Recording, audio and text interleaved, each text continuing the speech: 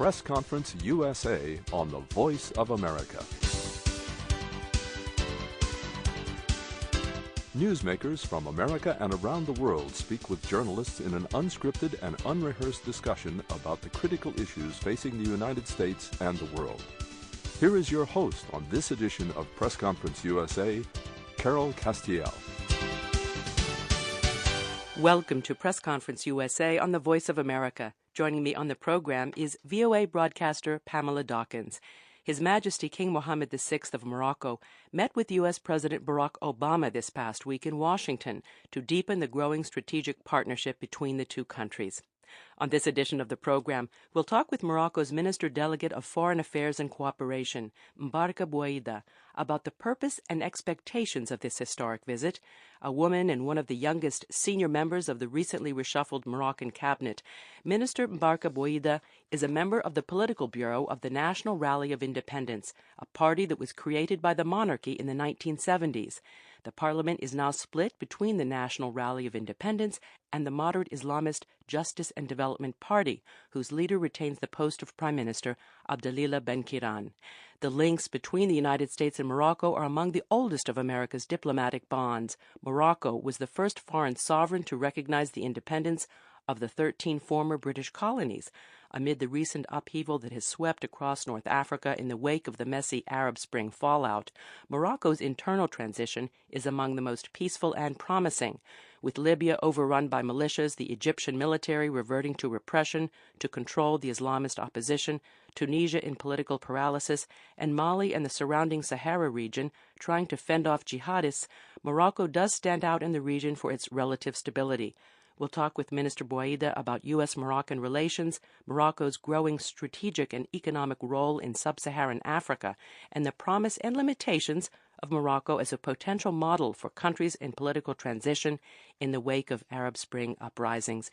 And Minister Mbarka Bouaida joins us at the VOA Broadcast Center in Washington. Marhaba, welcome to the program. Thank you, Carol. And I'm delighted. It's a pleasure. Thank you. It's a delight and honor for us. I'm delighted to welcome my colleague, Pam Dawkins. Thank you. Well, Minister Bouaida, first, let's talk about the purpose of the trip of His Majesty King Mohammed VI. As I said in the introduction, Morocco does look like an island of stability in a region beset with turmoil, and we know that relations between the United States and Morocco have historically been excellent. So what is the impetus for this visit? As you said, Carol, Morocco and USA have a special and long-standing relationship since 1777, actually. And the aim of this visit is to strengthen the excellent and mutual beneficial partnership between the two countries. We're here also to find new ways of cooperation in different issues and spheres such as political issues, security, economic and social aspects. And there is the so-called U.S.-Moroccan strategic dialogue. Talk a bit about the purpose of that. What is it for? What are points of convergence and potential points of difference? USA have started this Moroccan strategic dialogue with Morocco a year ago, and it's the first time America has such a strategic dialogue with a country in the region. This strategic dialogue came to illustrate the privileges partnership we have. We have started this strategic dialogue a year ago based on converging our points of view in especially our political point of view, but also on finding new ways of cooperation, especially in economy. Now, what do you mean, before I turn to Pamela, in terms of economic cooperation, what else are you looking for? We know there is a U.S.-Morocco trade agreement. We have a free trade agreement signed with USA a few years ago. We have benefited also from the Millennium Challenge counting year ago, and we're among few countries who did benefit from the MCC. The MCC came not only to support Moroccan reforms and Moroccan economy, but also to create an added value in terms of youth job creation and economic transformation and industry. And we're looking for, of course, more and more cooperation in economy, especially in strategic sectors such as car industry, aviation, energy, food industry, and agriculture. Now a question from Pam. In November, Secretary of State John Kerry postponed his visit to Morocco. How disappointed was the country, and was there anything in particular that you'd planned to say to him? We were waiting for Secretary John Kerry to come to Morocco and to head the second round of the strategic dialogue in Morocco. Unfortunately, his agenda has changed at the last minute and he had to come back to DC, I think, for Iran issues. Of course, we had a constructive talk and discussion with him, aiming to fix another date on his agenda, especially to continue this strategic dialogue. Let's talk about Morocco's internal political reforms, where things stand. We know that His Majesty King Mohammed VI got ahead of the game to some extent, proposing reforms to the constitution because, like its neighbors, there was some turmoil within the country. There was a longing for some reform, delegation of powers to the local communities, and greater economic opportunities. How would you evaluate the situation to date, given that there is a high youth unemployment, some say almost 30%, and what is the state of the devolution of power to local structures? Well, Morocco have started its reforms, especially political reforms, more than a decade ago. Of course, we have been impacted by the Arab Spring, but the impact was totally different because we have started these reforms, because we were the first country who react as soon as possible to this turmoil, and we had the historical King's speech on the 9th of March, just after the 20th of February turmoil, announcing the acceleration of this reform through a new constitution. New constitution was voted widely by Moroccans in favor of the new constitutions. New constitution came to strengthen these reforms, giving more importance to political institutions such as the parliament, but also other new institutions that have been created years ago, such as the Human Rights National Council and the National Council for Prevention against Corruptions, etc. Of course, the new constitution gave more power to the government, and that's how we had an anticipated election in November 2011, and we had a new coalition with a new government with a new prerogative. And in terms of progress to date, how would you evaluate? Morocco having other priorities in terms of reforms. We're working on accelerating the regionalization process because we believe that within the regionalization we will apply more and more the new constitutions. So that's one of the first priorities we have. Second priority is economy. We believe that we need to create more jobs in Morocco because we have a very young generation. We have a lot of potential in terms of different economic activities that we want to develop. And I think the more important things that we're enjoying right now in Morocco, it's the stability, political stability.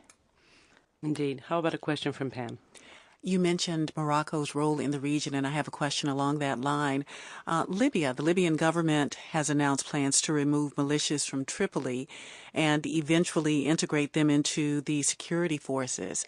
And this, of course, comes in the wake of deadly clashes between militia groups and residents.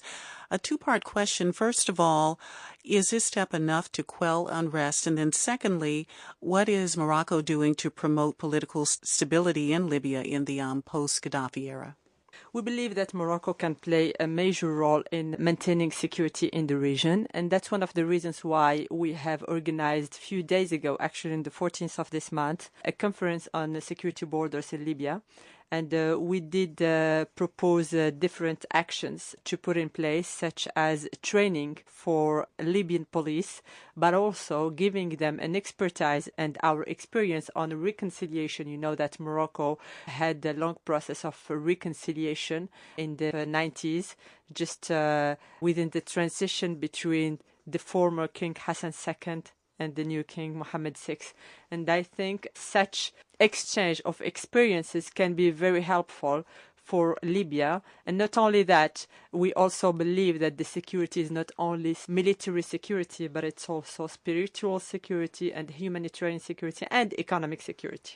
Speaking of Morocco's role in Libya, what about another neighbor, Mali, where instability still reigns, notwithstanding the recent election, and France as having routed, for the most part, the Islamist extremists they're still around and the threat still remains. So we know that the United States shares counterterrorism goals with Morocco in the region, Morocco being one of the most stable countries in that whole region. What role is Morocco playing thwart the extremist threat that still remains? Mm-hmm. Morocco is playing a great role in helping Mali to get more stabilization. You know that King Mohammed VI was present for the investiture of the new Malian president. We're engaged especially in terms of humanitarian aspects. We think that Mali needs a lot of help, not only fighting against extremist groups. And I think that what France did in Mali was a success, even if the north of Mali is still suffering from a lot of extremism groups. We have invested in human development in Mali, and we're helping the Malian government to strengthen their institutions. We're giving them more help also on social aspects for human development. So I think this is one of the more important aspects Morocco is doing in Mali. Second aspect is international cooperation, not only with the US, but with the UN in general. We're part of this UN platform of coordination for security in the Sahel. And we think that with the UN, but also with other sub-regional organizations such as SENSAD, which is the organization of Sahelian countries, we can probably share our experience, but also our tools to secure the region. If I could ask a follow-up, is there concern in Morocco that the extremist unrest that has plagued Mali and some of the other countries in the region could eventually destabilize your country? We have a great experience and expertise in our internal security. We think that there is a great job that has been done in Morocco years ago because we were aware of the threat that insecurity can represent not only in the region but also in our country first. And we have started by different actions, especially spiritual security. And this is one of the aspects actually I wanted to tell you about Mali. I forgot it. We're working with Mali to give more trainings to their imams, because we have first the same way of practicing the Islam, and we think that we need to converge our point of view on Islam practices and on Islam in general in order to fight against any kind of and any sort of terrorism. And that's what we have started doing 10 years ago in Morocco. And that's how we could and we can till today not only stabilize our country, but make sure that we're safe from any internal threat. You're listening to Press Conference USA on the Voice of America. Our guest is the Moroccan Minister Delegate of Foreign Affairs and Cooperation, Mbarka Bouaida. His Majesty King Mohammed VI met with U.S. President Barack Obama recently in Washington. I'm Carol Castiel, along with VOA broadcaster Pam Dawkins. This is a reminder that Press Conference USA is also available online as a podcast. Please visit our website at voanews.com/PCUSA. Also, we always love to hear from you. Please send your feedback to pcusa@voanews.com. Tell us where you're from and how you listen to the program. Well, back to you, Minister Mbarka Bouaida, to talk more about Morocco's relationship with sub-Saharan Africa. But first, let's look at Morocco-Algerian relations. We know there's rivalry, tension, whether over the Western Sahara. There's a dispute over whether it's Moroccan, whether it should be independent, as Algeria would like. To what extent do the tense relationship and competition for influence in the region impede your ability to make headway in sub-Saharan Africa, or do these kinds of things that you're talking about, cooperation, thwarting terrorism? Well, we're calling as Moroccans every day to open the frontiers and the borders with Algeria. We're also calling to create a common regional market with Algeria and with all the countries from North Africa. We have a constructive approach in the region, and we really want to share it with all our friends and brothers in the region, especially with Algeria. We hope it's gonna be possible one day. We think that we also can cooperate with other countries in the region to secure the whole region. We have our own approach. We think that our approach is much more constructive than a military approach in general, because it's based on human development first. It's based on social and economic development, and we think it's much more sustainable approach in general. And we really hope that we can solve all this, not only political problems, but also security problems and so on. Now, where do talks stand on the Western Sahara right now? The negotiation process is going well and is under the UN control. We believe and we trust what United Nations do. We keep calling for more negotiations. You know that Morocco have proposed an autonomy plan, and this autonomy plan is considered by international community as a very serious and credible solution and as a compromise for this dispute. You know that Morocco have always been in favor of a solution for this dispute. Morocco have been the one who did propose the referendum years ago, and we have started doing and trying to apply the referendum within the MINURSO. Unfortunately, the UN said exactly with these terms that the referendum was not possible, and the UN did call parties in this dispute to find a mutual accepted solution based on compromise and negotiation. And that's why Morocco did come with the autonomy plan, which is also recognized by United States as a serious and credible solution. Unfortunately, there is some countries, especially in the region, who don't want to listen about this autonomy plan and who really want to go back to the referendum, which is a loss of time for us and for the whole region. And we think that we really need to find a solution as soon as possible in order to maintain security in the region, because it's part of the security of the region. Well, just a quick follow-up. We know that Morocco is very interested and has already made great headway in terms of relations with sub-Saharan Africa, economic links, banks. But once again, because Morocco is not a member of the African Union, and that's again because the Sahrawi, the republic which you do not recognize, but which the African Union has recognized, which is not recognized by international community. Exactly. So but to what it's not a republic. Exactly. Nonetheless, how much of an impediment is the fact that Morocco is not an official member of the African Union? How much of an impediment is that in terms of its relations with the continent? Once again, as you said, because we really want to move forward, because we have adopted 4 years ago a constructive approach, and because of the reason you already said, we're not a member of the African Union, we have chosen to work on bilateral dynamics. And I think this bilateral dynamics did prove to all of us how efficient it is. The reason why Morocco economically is highly present in sub-Saharan countries and in different economic activities such as banking, telecommunications, etc., etc.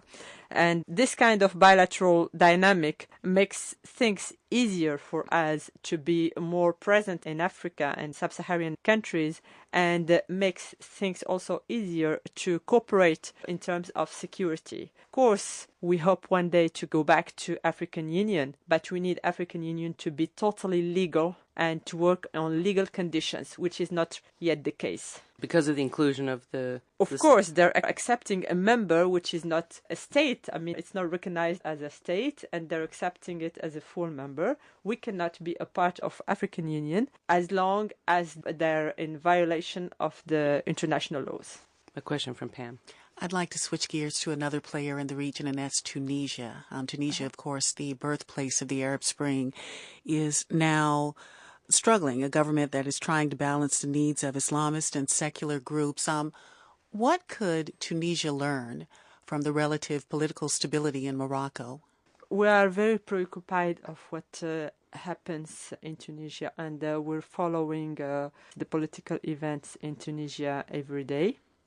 Tunisia is a good country. Tunisia has a long history on institutions and democracy. And fortunately, right now, there is, as you said, there is a lack of visibility of what will happen in Tunisia. And we're willing to help Tunisia, and we're saying that to Tunisia basically every day. We're maintaining very good and strong relationship with Tunisia in sharing with them our experience and our recent experience in strengthening our political institutions, but not only on strengthening our political institution, but also on the coalition system we have, and how good it does work right now, because we have a coalition system, we have a great and strong opposition in the parliament, and there is an equilibrium, there is a balance, let's say a balanced power between all this parts, and Tunisia is very aware of that, and the relationship is quite fluid between both countries. Minister Bouaida, let's quickly go over a couple of issues of regional importance. Morocco, for centuries, one could argue, and certainly during King Hassan's reign and of course, King Mohammed VI, has been a bridge, whether between Israelis and Palestinians. It's an important player in the region with regard to Middle East peace. What is Morocco's position vis-a-vis the restarting of talks between Israelis and Palestinians, and is it playing some kind of behind-the-scenes role in trying to push them forward to a positive conclusion? Well, Morocco is, you know that Morocco is a part of this Arab Initiative Peace, and we are supporting all what Secretary John Kerry is doing to push the negotiation process in a good way. We believe and we share all the principles of this new negotiation process led by John Kerry, which are based on the borders of 1967, on the creation of two independent states, and on different issues such as Jerusalem status, but also other issues such as water, refugees, etc. We support totally and entirely this process.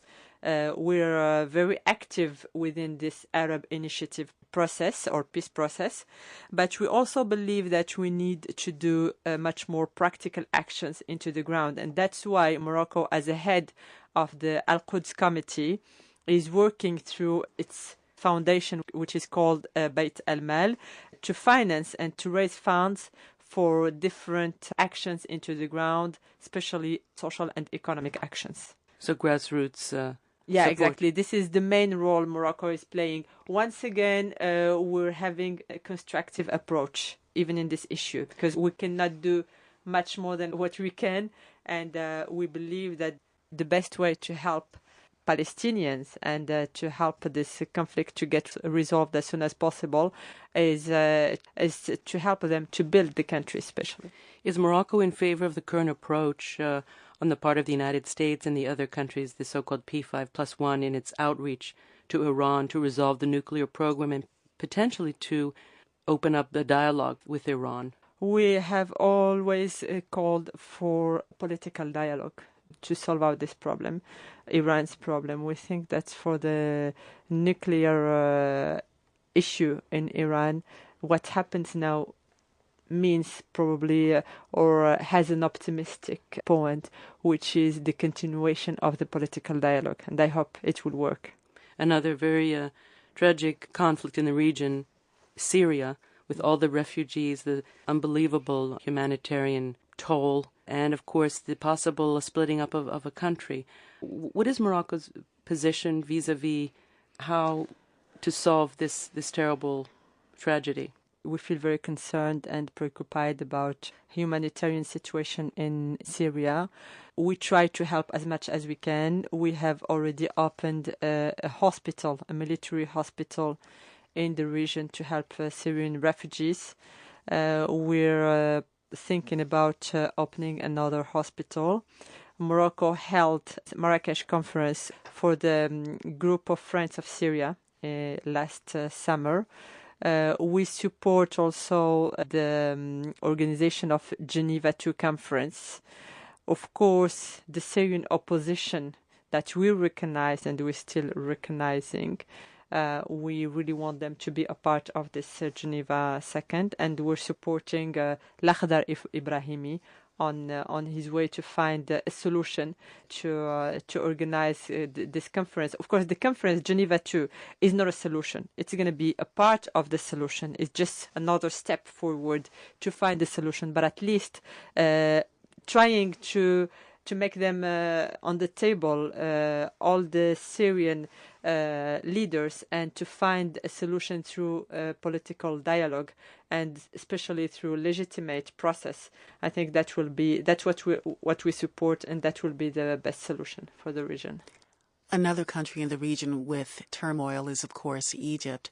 What is Morocco's position on Egypt, and are you working with the interim government or working behind the scenes to help resolve some of the political instability?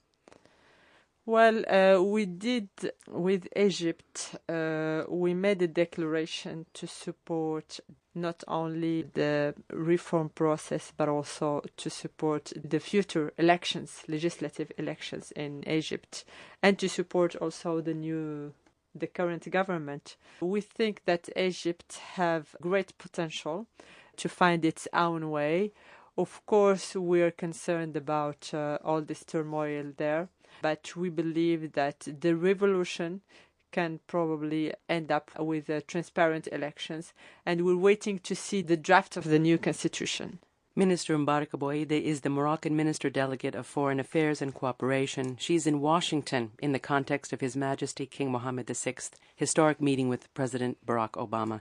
Minister Bouaida, thank you so much for taking time out of your busy schedule. You're welcome. It's a pleasure. Thank you. Press Conference USA on the Voice of America was produced in Washington. Thanks to Anna Zalewski for booking our guest. Our engineer was Rob McLean. Joining me on the program was VOA broadcaster Pam Dawkins. And I'm Carol Castiel. Join me again next week for another Press Conference USA on the Voice of America.